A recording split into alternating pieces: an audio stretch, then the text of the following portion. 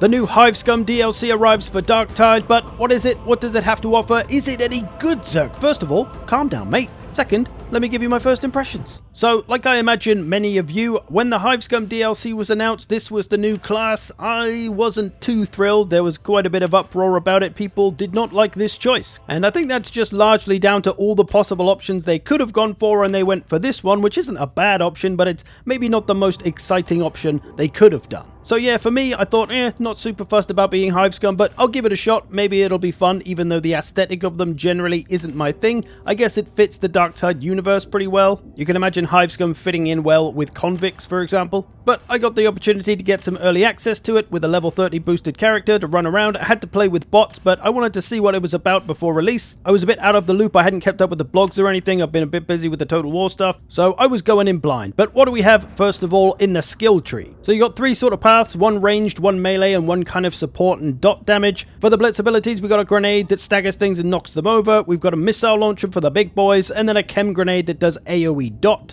The aura options, you can get a buff to ammo replenishment, melee damage, or critical hit chance for you and your team. Then for the main abilities, Enhanced Desperado, this will make you invulnerable to ranged attacks, improve your sprint speed, and it won't cost you any ammo while you're blasting stuff up for 10 seconds, which can be extended by killing nearby blue targets. So very much the run and gun ability with this one. And then there's Rampage for the melee power. For 10 seconds, gain melee, attack speed, and damage reduction. You can extend the time of it by doing more melee. You will be somewhat tired and exhausted at the end of it though, with a few debuffs, so have to be a little careful with that one. And then lastly, if you want to drug up your friends, you can get the Stim crate. You throw this on the ground, it'll heal corruption, and it'll also copy the contents of your Stim, which I'll mention in a second. So that's the support ability. And then just the keystone abilities, Vulture's Mark. If you kill a special or elite, you'll gain some ranged buffs. And then Adrenaline Frenzy, pretty much the same idea. When you melee stuff, your melee power will get stronger. And then Chemical Dependency, reduce your ability cooldown time. Useful if you're going to be drugged out of your mind, which you probably will be because of the Stim Lab. So this is your own infinite use Stim that has a pretty quick cooldown that you can use throughout your missions.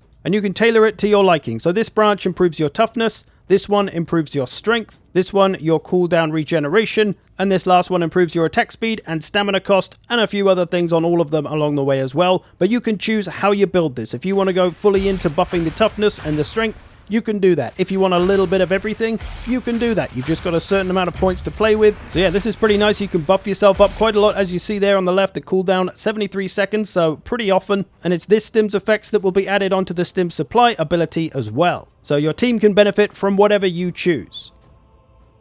Now for the really fun stuff, the weapons. The shivs, first of all, dual blades. Now if you're British like me, you'll enjoy these just because we love stabbing stuff. They're not far dissimilar feeling to the dagger that we already have in the game, but of course you do have two of them, so there's a little more output there perhaps. There are two different marks of this weapon as well. The one I'm not using here has more thrusty, pierce, heavy attacks, good for taking out the specials and elites. But what's really cool about these is the ult attack. So when you press ult, you will throw a little dagger, which will inflict chem damage, which is damage over time, as you can see there. So yeah, that's really nice and gives a bit of a different feel to this weapon from the regular dagger. Those throwable daggers are finite though. You can see in the bottom right there, I've got one of them left. You can replenish them though, namely by killing specials and elites in melee. And then if you're a surgeon, you might enjoy this one, the Bone Saw. This is a two-handed melee weapon that inflicts chem damage on every attack. So again, that's damage over time, as you can see. It's generally a pretty good all-rounder. Because of this, you can hit anything and still do some good damage underneath. So whether that's madly swinging it in a crowd or dropping the heavies on the specials and elites, that chem damage will put out. If you hit the ult attack button though, you will switch it over to instead inflict brittleness on your enemies. So if they've got a lot of armor, you can whack them with this, inflict that brittleness, and then they'll take more damage that their armor would otherwise reflect. And then there's the crowbar, which, well, it's a crowbar. It's two-handed, so just some good weighty damage, good stagger, so a bit of crowd control in there. So that's going to be useful against a lot of different types of enemies. And then if you hit the ult attack, you'll see I'll switch the crowbar around now, and now we're using the pointy end, and it's got a different attack now, and it does a little very crowbar-style pull on the end. So a bit of piercing there maybe, a bit of stagger, and just good damage. Now onto the ranged weapons, starting with the dual stub pistols. My personal favorite. I am a sucker for dual pistols in general, but these are very nice, not quite as accurate or as strong as a revolver, but of course they can fire way more often, and you can kind of aim for headshots. If you hold the right mouse button, you will pull them a little bit closer together and tighten the spread. You can do plenty of damage shooting at crowds with these, but picking off the stronger enemies, specials, elites, or the ranged enemies in the short to mid range, you can do a pretty good job with these. But what really makes these weapons cool as fuck is that when you hold the Alt key, you will do this, and you'll start doing a little flourish, spin the gun round, which just looks cool anyway. But if you notice the crosshair when I do this, it gets much smaller and super tight for a high precision shot. The trick is though, you've got to press the fire button at the right time when the gun comes back around again. You can't just mash the button and it'll go off at the right time. You have to actually time it well. So it takes a bit of getting used to, a bit of feeling the timing of it, the flow of it. But when you do, it's very satisfying to pull it off mid-fight. If that sounds too complicated though, dual auto pistols might be for you because they just go brrr. So these, of course, very high fire rate, not terribly accurate over range, but they melt just about anything. Whether it's a horde, a special, an elite, whether it's got armor, no armor, these don't care, they'll melt it anyway. If you hold the right mouse button, you'll pull them in and tighten the spread of it, just like the pistols, and its ult attack is just a bash, so quite unexciting. But yeah, generally they melt everything and are actually more accurate when you're moving. The downside of these, though, is that they're not very good at range. There's a lot of recoil on them, so if there's gunners and snipers at long range, you're not really going to be able to deal with them too effectively. But that's where this thing comes in, the needle pistol. This, well, just watch.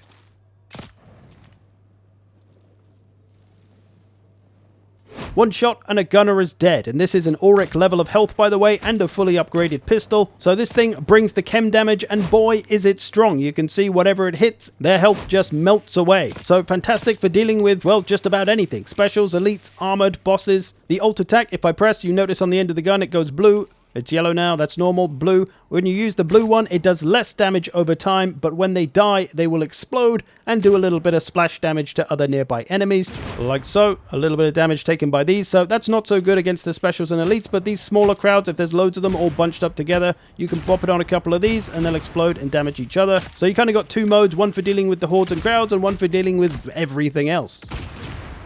So that's everything the Hive Scum class has to offer you. 3 new playstyles, a customizable stim, and 6 new weapons to play with. My favorite by far is the weapons I'm using here, the dual pistols and the 2 shivs. Dual pistols, especially, as I mentioned, I'm a big fan of, so I was waiting for these to come into the game in some form. I thought maybe it would be like dual bolt pistols or something, but I prefer this as it is a bit different from the bolt pistols. If you ever wanted to feel like 40k John Wick, this is probably your chance. And the shivs having the option to have a little throwable attack in there is going to make them really stylish to use, but I think the weapons mainly have saved it for me. Like I said, I wasn't hugely excited for this, but I'm looking forward to playing it, looking forward to leveling it, especially on a proper difficulty as well, some Auric, some Havoc, because having to play with bots on Heresy is not the best. But yeah, overall, seeming like a fun class, although, as I say, my first impressions, haven't really played a ton of it yet, so we'll see how I go. I enjoy the idea of the frantic sort of gunslinger playstyle, just got to get into it and figure it out a bit more. Haven't played Darktide for a while, so I'm feeling pretty rusty. But yeah, going from not really giving a shit about this DLC at all to actually quite looking forward to it, I have to say my impression is a positive one. But whether you should come back to play it, well, that's of course up to you. It depends whether the playstyle or the weapons are appealing to you.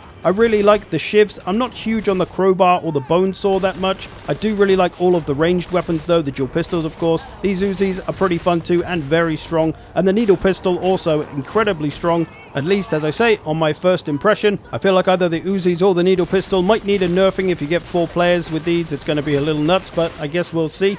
Overall, seems like a pretty solid class, not what anyone was asking for, but I defy anyone to play this class and not enjoy it. I feel like most people would. But I imagine for me at least I'm going to have the same experience I always do with Darktide, where I enjoy the leveling process, but once I reach top level I kind of get bored of the end game because there isn't much of it there. So it still feels like that's a problem they need to solve. There's the Havoc mode of course, and that's great if you got friends that play it at a high level, but if you don't then it's not much use to you unless you get lucky with randoms.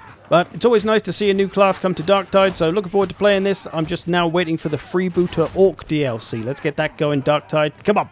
There we go. This has been the Hive Scum. Let me know what you think. Are you excited? Do you not give a shit? I hope you enjoyed this. Thanks for watching. I will see you in the future.